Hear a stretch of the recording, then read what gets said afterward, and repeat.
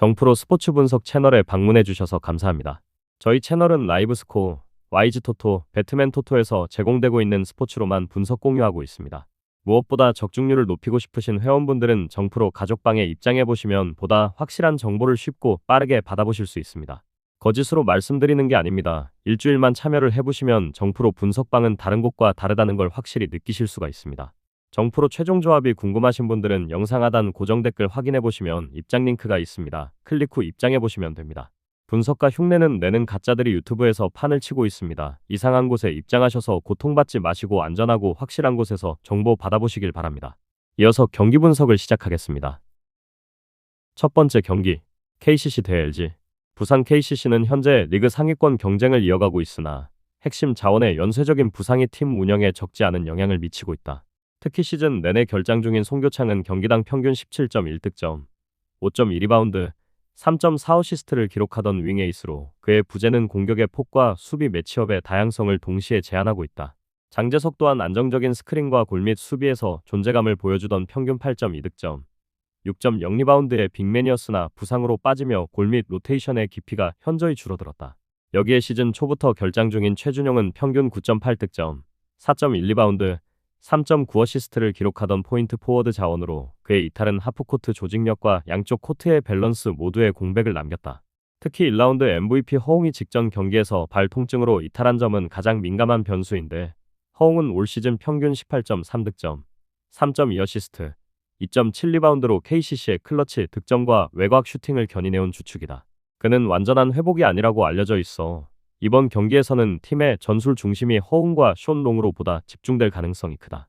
허웅은 드리블 돌파와 킥아웃 패스를 통해 공격 템포를 유지하면서도 숀 롱은 인사이드에서 리바운드와 득점을 모두 챙기며 듀얼코어 체제를 형성하고 있다. 최근 홈 경기에서 보여준 공격의 효율은 여전히 인상적이며 루키 은기찬과 나바로의 에너지 플레이가 세컨 유닛의 활력을 천천히 불어넣고 있다. KCC는 부상 공백 속에서도 조직적인 공격 동선과 높은 자유투 획득률을 통해 효율적인 득점 구조를 이어가고 있으며 전체적으로 페이스 조절 능력에서도 일정한 안정감을 찾아가는 흐름이다. 창원 LG는 시즌 초반 리그 1위로 도약하며 짜임새 있는 수비 농구를 선보이고 있으나 근래 들어 피로 누적과 가드진의 부상으로 인해 페이스 조절이 중요한 과제로 떠오르고 있다. 특히 양준석의 허벅지 부상 이탈은 단순한 전력 손실을 넘어 LG 공격 밸런스 자체를 흔드는 요인이 되고 있다.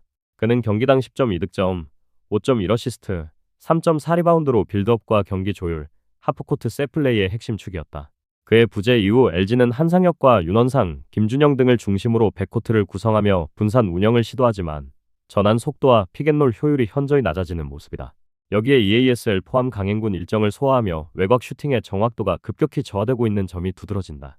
최근 경기에서 20% 초반의 3점슛 성공률에 그치며 공격에서 폭발력보다는 안정적인 수비와 리바운드 중심의 팀 운영을 이어가고 있다. 외국인 선수인 마레이와 타마요의 골 및 장악력은 여전히 리그 최정상급이며 수비 전환 시 위치 선정과 리바운드 집중도는 KCC와의 대결에서도 한 축이 될 것이다. 그러나 종합적으로 볼 때 가드라인에서의 볼 조립력과 클러치 해결 중심이 약해진 점은 여전한 불안 요인이다. LG는 매 경기 페이스를 낮추며 상대의 리듬을 차단하고 턴오버를 최소화하는 방향으로 경기를 설계할 것이다. 다만 원정에서 체력 분배가 관건인 만큼 후반부 3점 성공률이 떨어질 경우 공격 리듬이 끊길 가능성은 배제하기 어렵다. 결국 이번 대결은 KCC의 공격 효율과 홈에서의 페이스 선점력 그리고 LG의 수비적 완성도와 체력 관리의 조합이 충돌하는 경기로 귀결된다. LG가 여전히 리그 최고의 수비 지표를 유지하고 있음에도 불구하고 가드 라인의 공백과 피로 누적이 팀 전반의 경기 운영에 미묘한 흔들림을 주고 있다. 반면 KCC는 이미 부상 전력으로 여러 경기를 소화하며 대한 전술이 자리를 잡은 상태이고 허웅과 숀롱을 축으로 한 하이로 픽앤롤 구성과 리바운드 싸움에서 우위를 점할 가능성이 높다. 경기 템포는 LG의 수비적 성향과 KCC의 안정적인 공격 루트가 맞물리며 빠른 전개보다는 중속 이상에서 제한된 득점 흐름으로 진행될 공산이 크다. 득점 구간은 양팀 모두 효율 중심에 머무르고 체력 소모가 누적될수록 득점 생산이 제한될 가능성이 높다. 따라서 이번 경기는 화려한 득점전보다는 수비 집중과 세컨 찬스 대응이 승패의 분기점이 될 것으로 전망된다. 결과적으로 언더 양상 속 부산 KCC의 5점 차 이내 승리를 예상한다. 두 번째 경기, 하나은행 대 신한은행. 부천 하나은행은 올 시즌 리그 최상위 전력을 유지하며 인상적인 행보를 이어가는 중이다. 공격 효율과 수비 안정감의 조화가 돋보이는 팀으로 평균 득점 65.3점과 실점 60.9점의 수치가 이를 증명한다. 느린 페이스 속에서도 철저히 계산된 세트 플레이와 조직적인 수비 로테이션을 통해 상대의 리듬을 차단하는 경향이 강하다. 이번 경기에서는 센터 양인영이 무릎 부상으로 결장하지만 평소 경기당 10.6리바운드를 기록하던 그녀의 공백은 진앙과 김정은의 병행 활용으로 최소화할 수 있을 것으로 보인다. 김정은은 컨디션 관리 차원에서 출전 시간이 제한되지만 그가 가진 외곽 전개 능력과 베테랑의 경기 운용 능력은 여전히 팀의 중심을 잡아주는 요소로 작용할 것이다. 무엇보다 부천 하나은행은 홈에서 집중력이 유난히 높고 전체적인 팀 디펜스의 회복 속도와 매치업 커버 범위가 리그 상위권에 속한다. 공격에서는 정혜림과 이이지마 사키를 중심으로 한 세 플레이 구성력이 안정적으로 돌아가며 파생 옵션을 통한 오픈 찬스 창출 능력이 돋보인다. 이런 구조는 폭발적인 득점보다는 효율적 포제션 운용을 지향하는 방향으로 이어진다. 특히 홈에서의 승률이 높고 수비 효율이 꾸준히 유지되고 있음은 상대의 공격 흐름을 차단하는 기본 틀이 견고하다는 점을 시사한다. 반면 인천 신한은행은 올 시즌 다소 불안정한 경기력으로 하위권에 머물러 있다. 팀 평균 득점은 59.9점, 실점은 64.0점으로 수비보다 공격 쪽의 비효율이 두드러진다. 주 공격 루트가 리바운드 세컨드 찬스에 편중되어 있어 외곽슛 성공률이 낮을 경우 리듬이 급격히 흔들린다. 여기에 센터 미마 루이가 무릎과 체력 저하로 인해 출전이 불투명한 점은 큰 부담으로 작용한다. 루이는 경기당 평균 11점 9리바운드를 기록하고 있었기에 만약 그녀가 결장한다면 신한은행의 골 및 전력은 리바운드와 페인트존 수비 모두 약 10% 이상 약화될 전망이다. 히라노 미츠키 또한 경미한 부상 여파로 몸 상태가 완전하지 않아 수비 상황에서의 일선 압박 강도가 떨어질 가능성이 존재한다. 신지영과 김진영 중심의 백코트 운영은 안정적이지만 상대의 강한 하프코트 수비를 무너뜨릴 만큼의 창의적인 전개는 부족한 모습을 보이고 있다. 공격 전개 과정에서 불필요한 턴오버가 계속 발생하면서 득점 기대치가 낮아지고 전반기 내의 흐름을 잡지 못하면 후반부의 체력 문제로 세밀한 대응이 어려워지는 경우도 잦다. 이번 맞대결은 경기 템포가 상대적으로 느릴 것으로 예상되며 공격보다는 수비 집중력과 리바운드 장악이 승패를 가를 가능성이 높다. 부천 하나은행은 홈에서의 수비 완성도와 짜임새 있는 경기 운영으로 안정적인 흐름을 이어갈 것으로 보이며 인천 신한은행은 부족한 높이를 외곽 집중력으로 보완하려 하겠지만 효율면에서 제약이 따를 수밖에 없다. 결국 경기 초반은 신한은행이 빠른 공격으로 균형을 시도하겠으나 부천 하나은행의 조직적인 디펜스와 압박 수비 앞에서 득점 루트가 제한될 전망이다. 후반부로 갈수록 리바운드 싸움의 균형이 하나은행 쪽으로 기울며 경기 흐름 또한 점차 안정될 가능성이 크다. 전체적으로는 화려한 득점전보다는 체력과 집중력 싸움 위주의 양상이 될 것으로 보이며 두 팀의 합산 득점은 다소 낮은 수준에 머물 가능성이 높다. 언더 양상 속 부천 하나은행의 6점 차 이상 승리를 예상한다. 다음 경기 분석에 앞서 여러분들에게 조금이나마 도움이 되고 빠르게 정보를 받아보실 수 있는 곳을 마련해 두었습니다. 저의 영상의 하단 댓글을 확인해 보시면 카카오톡 링크가 있습니다. 클릭 후 손쉽게 입장이 가능합니다. 누구나 참여 가능하고 100% 무료로 운영하고 있습니다. 돈을 주고 유료 정보를 이용하시는 것보다 저희 멤버방에서 유료 정보와 똑같은 분석 정보를 받아보실 수 있습니다. 저희 멤버방에서 제공되는 정보들과 스포츠를 좋아하고 즐길 수 있는 멤버방으로 참여하시길 바랍니다. 함께 떠들고 즐겁게 배팅 라이프를 즐기셨으면 좋겠습니다. 무조건 당첨은 장담해드릴 수 없지만 당첨될 확률을 극대화하실 수 있습니다. 세 번째 경기, 삼성화재 대 OK저축은행. 삼성화재는 감독 교체 이후 아직 안정적인 경기 운영을 보여주지 못하고 있다. 고준용 대행 체제는 선수단의 재정비를 시도하고 있으나 경기 중 집중력 저하와 세트 전환 시 흐름 유지에 어려움을 겪는 모습이 두드러진다. 다만 홈 경기에서는 관중의 응원 속에 세트 초반 리듬을 빠르게 찾는 경우가 잦으며 중앙 속공과 리시브 세트 플레이가 이전보다 개선된 양상을 보이고 있다. 중심 공격수들의 득점 효율은 여전히 들쭉날쭉하지만 서브 리스크를 줄이면서 상대의 블로킹을 분산시키는 전략적 시도가 늘어나고 있다는 점은 긍정적인 부분이다. 최근 들어 선수 간의 포지션 전환이 늘어나며 수비 라인의 대응 폭이 넓어지고 있어 단기적으로 경기 내 몰입도와 탄력적인 세트 운영이 강화될 가능성이 있다. 부산 OK저축은행은 시즌 초반 강점을 보였던 블로킹과 서브에서 여전히 견고한 흐름을 유지하고 있지만 주포 디미트로프의 부진이 눈에 띈다. 어포짓 역할을 맡은 디미트로프는 공격 성공률이 하락세를 이어가며 경기 내에서 교체 빈도가 높아졌고 팀 전체 득점 기대치에도 영향을 주고 있다. 반면 한승규와 조재성 등 국내 공격진은 점차 비중을 높이며 디미트로프의 부담을 분담하고 있다.